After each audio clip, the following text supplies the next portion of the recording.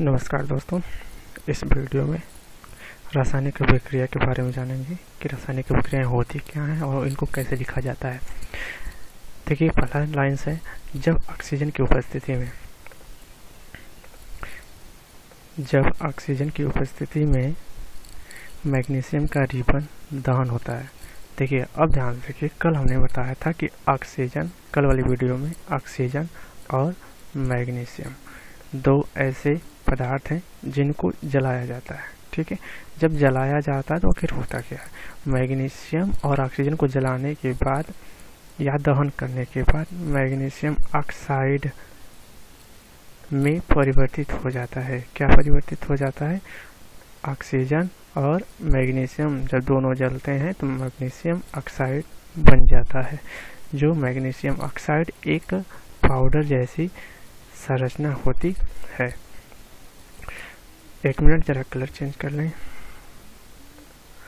ठीक है, आगे देख लीजिए, इसको इक्वेशन में लिखा गया। यहाँ से ये वाली लाइन देखिए, मैग्नीशियम प्लस ऑक्सीजन दो ऐसे पदार्थ हैं जिनको जलाने के बाद अर्थात ऑक्सीजन से क्रिया कराने के बाद मैग्नीशियम ऑक्साइड बनता है।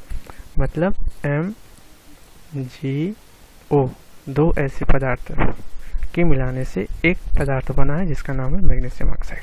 इस चीज़ को याद रख लीजिएगा कि मैग्नीशियम ऑक्साइड का जो फार्मूला होता है MgO होता है। अगला है, मैग्नीशियम तथा ऑक्सीजन ऐसे पदार्थ हैं जिनमें रासायनिक परिवर्तन होता है, इन्हें अभिकारक कहते हैं। अब चीज़ ध्यान समझने वाली बात है कि जो मैग्नीशियम था और ऑक्सीजन था, जब इनको रिएक्शन कराया गया अर्थात इनके दोनों को मिलाया गया, जलाया गया, तो मैग्नीशियम ऑक्साइड बना। यह एक अकेला पदार्थ है। मैग्नीशियम ऑक्साइड जो है वह एक अकेला पदार्थ है जो क्या है कि मैग्नीशियम और ऑक्सीजन दो अलग अलग हैं। मैग्नीशियम और ऑक्सीजन अभी देख रही होंगे, दो अलग अलग पदार्थों को मिलाने से एक अलग पदार्थ बना है। यही कह रहा है, मैग्नीशियम और ऑक्सीजन ऐसे पदार्थ हैं जिनमें रासायनिक परिवर्तन होता है, इसे अभिकारक कहते हैं। अर्थात ये देख रहे हैं एरो के इस साइड दो पदार्थ हैं जिन्हें अभिकारक कहते हैं, और इस अभिक्रिया से एक नए पदार्थ में मैग्नीशियम ऑक्साइड का निर्माण होता है। मतलब यह जो पदार्थ बना है, यह मैग्नीशियम ऑक्साइड, इसे उत्पाद कहते हैं। मतलब यह वाली चीज आपकी अभिकारक और यह वाले जो पदार्थ है इसको हम उत्पाद कहते हैं। मतलब मिलने के बाद जो बनता है उसे उत्पाद कहते हैं। ठीक है, और यह आपका मैग्नीशियम ऑक्साइड, दोनों अभिकारक हैं और मिलने के बाद बना है उत्पाद। मतलब बराबर के बाद वाली संख्या, इसको हम केमिस्ट्री में बराबर कह सकते हैं। यह जो एरो बना हुआ है, बराबर के बाद वाली संख्या, मतलब इक्वेशन को हम उत्पाद कहते हैं। चलिए अगला स्लाइड देखते हैं। रासायनिक समीकरण को लिखना। रासायनिक समीकरण कैसे लिखा जाता है? जैसे हम जानते हैं कि मैग्नीशियम, ऑक्सीजन तथा मैग्नीशियम ऑक्साइड, अभी आपको बताया गया था कि मैग्नीशियम और ऑक्सीजन दोनों को मिलाने के बाद आपका मैग्नीशियम ऑक्साइड बना। ठीक है, मैग्नीशियम ऑक्साइड बना। यह वेव का मतलब होता है कि, समझ लीजिएगा, थोड़ा सा मिस्टेक हो गई है। सूत्रों का स्मरण करें तो उपरोक्त शब्द समीकरण इस प्रकार लिखा जा सकता है। मतलब मैग्नीशियम प्लस ऑक्सीजन। ठीक है, आप देख रहे हैं यह मैग्नीशियम मेटल है और यह ऑक्सीजन एक पदार्थ जो अधातु होती है। यह दोनों चीजें आपस में जब मिलाई गई तो एक चीज बनी मैग्नीशियम ऑक्साइड। उधर तो एक सेंटेंस में लिखा गया था, बट इनको उनके सिंबल के रूप में लिखा जा रहा है। तो इसका मतलब यह हुआ जो हमें इक्वेशन प्राप्त होते हैं उनको हम कहते हैं रासायनिक समीकरण। इसी को हम रासायनिक समीकरण बोलते हैं। और ऐसे बनता है, तीर के निशान के बाईं ओर और दाईं ओर के तत्व परमाणुओं की संख्या की गिनती कर उनकी तुलना करें। अब जरा देखिए, जरा बोल रहा है कि तीर, यह जो तीर दिखाई दे रही है, इसके बाएं साइड और इसके दाएं साइड। अब गिनने के लिए बोल रहा है कि जो परमाणु है मतलब मैग्नीशियम एक परमाणु है, ऑक्सीजन एक परमाणु है। जब दोनों को गिनने की बात कर रहा है तो देखिए क्या होता है। इधर मैग्नीशियम आपको दिख रहा है Mg, मतलब एक है, ठीक। और इधर दाएं साइड देखेंगे मैग्नीशियम कितने हैं, आप देख ही रहोगे कि एक है। इधर देखिए ऑक्सीजन 2, इधर ऑक्सीजन कितना है, इस साइड देखिए यहाँ पे ऑक्सीजन यहाँ पे केवल एक है। इसका मतलब इस साइड 2 ऑक्सीजन, सॉरी इस साइड 1 ऑक्सीजन और इधर 2 ऑक्सीजन, तो इधर का 2 ऑक्सीजन गया कहाँ, ठीक है।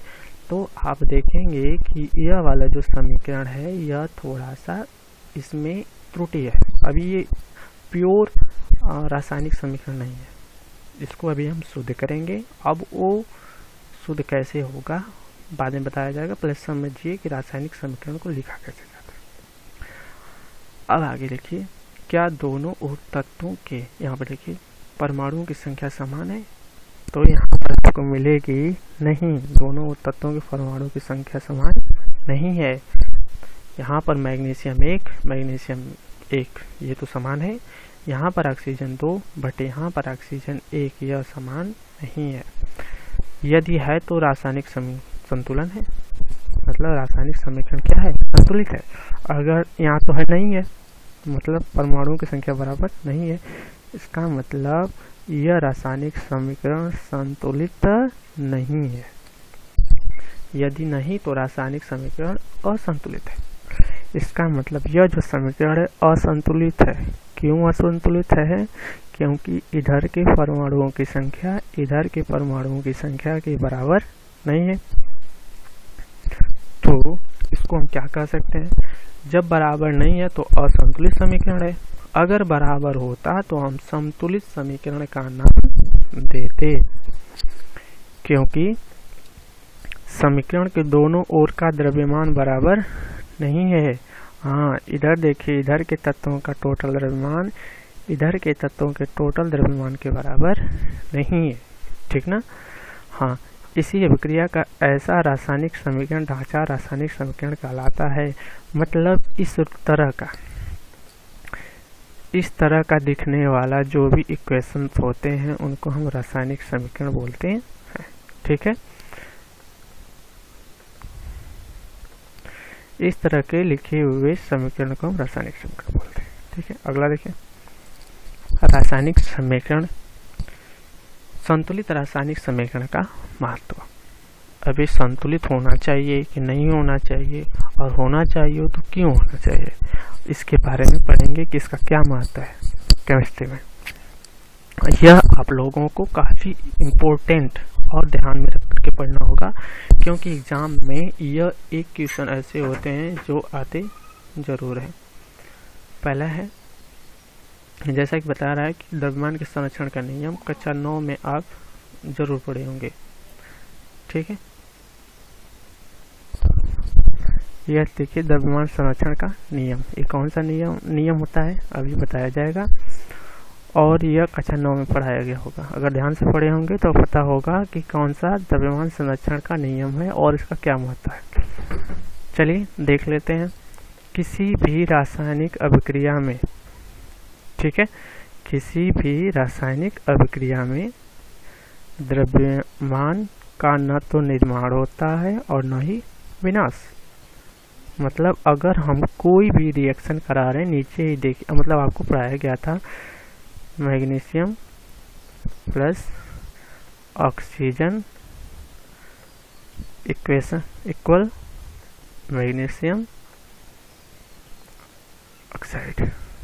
मतलब यह जो पदार्थ हैं सबका रिएक्शन हुआ, मतलब ये तो अभिकारक हुए, इधर बना यह उत्पाद हुआ, जो बना है वह वाली चीज और जो मिलकर बनी है वो, ये सब दोनों ऐसे चीज होते हैं या फिर इनका द्रव्यमान ऐसा होता है जो हम कभी नहीं निर्माण कर सकते और नहीं कभी विनाश कर सकते। इसी को ही द्रव्यमान संरक्षण का नियम कहा जाता है। इसको बहुत ध्यान में रखिए, क्योंकि यह चीजें बार बार आपके आएंगे सामने।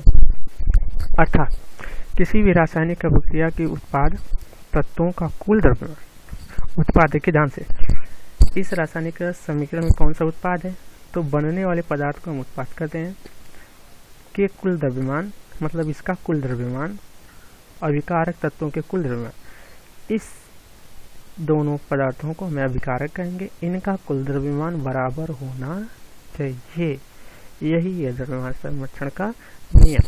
मतलब किसी भी रासायनिक इक्वेशन में अभिकारक पदार्थों का द्रव्यमान और उत्पाद के पदार्थों का द्रव्यमान हमेशा बराबर होना चाहिए। ठीक है, अगला देख लेते हैं जरा इक्वेशन एक। देखिए यहाँ पर लिखने में थोड़ी सी मिस्टेक हो गई है, यह होना चाहिए जिंक। ठीक है, मतलब जिंक प्लस सल्फ्यूरिक अम्ल। ध्यान समझिए, यह काफ़ी इंपॉर्टेंट है, यह हमेशा आपको समझना पड़ेगा अगर आपको बोर्ड के एग्जाम में अच्छे नंबर लाने और समझना है तो। ठीक है, इधर देखिए जिंक प्लस सल्फ्यूरिक अम्ल, इधर देखिए जिंक सल्फेट और हाइड्रोजन। आखिर ये हुआ कैसे?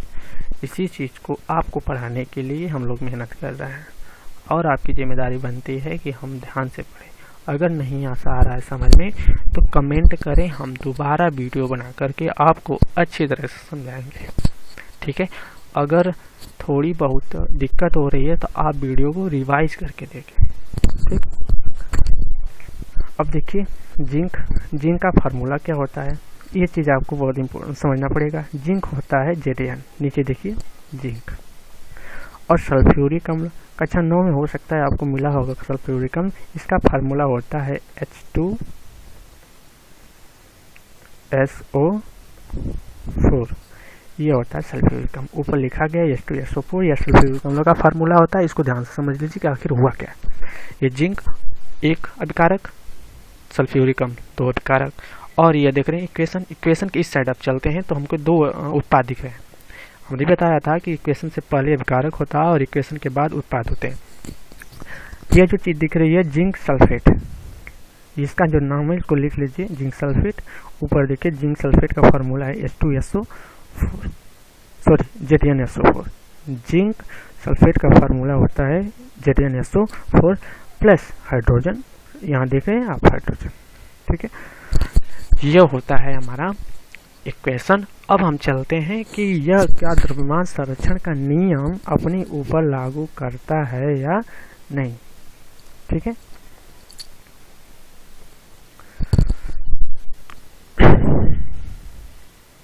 एक मिनट जरा कुछ देखते हैं। चलिए इरेज कर ले थोड़ा सा।